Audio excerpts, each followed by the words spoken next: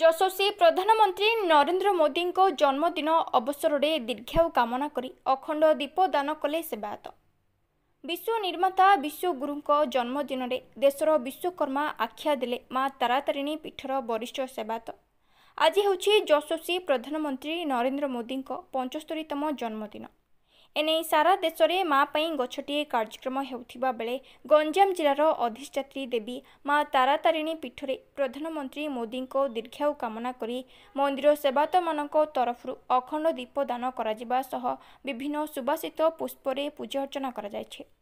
ଏହାସହ ଆଗାମୀ 27 ତାରିଖରେ ପ୍ରଧାନମନ୍ତ୍ରୀ ନରେନ୍ଦ୍ର ମୋଦି ଗଞ୍ଜାମ ଗସ୍ତ ଆସୁଥିବା ବେଳେ ତାରାତାରିଣୀ ପୀଠ ପରିଦର୍ଶନରେ ଆସନ୍ତୁ ବୋଲି ସେବାୟତମାନେ ଅନୁରୋଧ କରିଛନ୍ତି। କବିସୂର୍ଯ୍ୟନଗରରୁ କୃଷ୍ଣ ନାହାକଙ୍କ ରିପୋର୍ଟ, ଜିଲ୍ଲା ଖବର।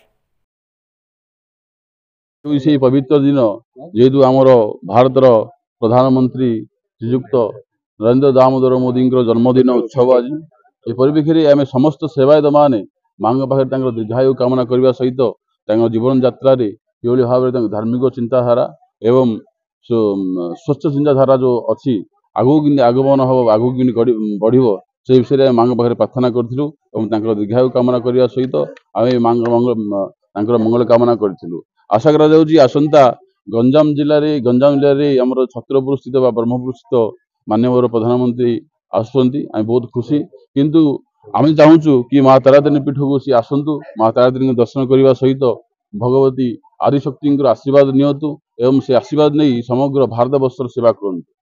प्रज्वलन एक दिन अखंड दीप प्रज्वलन होता एवं श्री बगलामुखी पूजा होता एवं माँ तारातारिणी जो जेहेतु आदिशक्ति पीठ विमला पाद खंडंच स्तन खंडंच तारातारिणी कामाख्या योनि खंडंच मुख खंडंच कालिका भारत वर्ष प्रमुख चारिगोटी आदिशक्ति पीठर तारातारिणी होती अन्यतम।